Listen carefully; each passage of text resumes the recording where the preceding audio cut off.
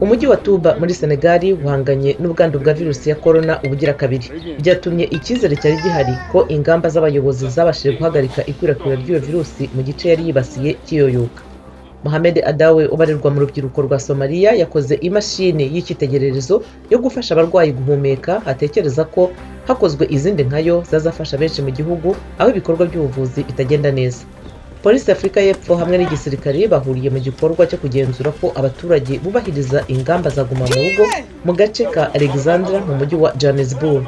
Ibihugu byinshi byo ku mugabane wa Afurika byatumije umuti w'umwimerere wa COVID-19 uva ku bimera wamamajwe na perezida wa Madagascar Andry Rajoelina, nubwo OMS yaburiye ko utari wemezwa mu kuvura neza iyo ndwara.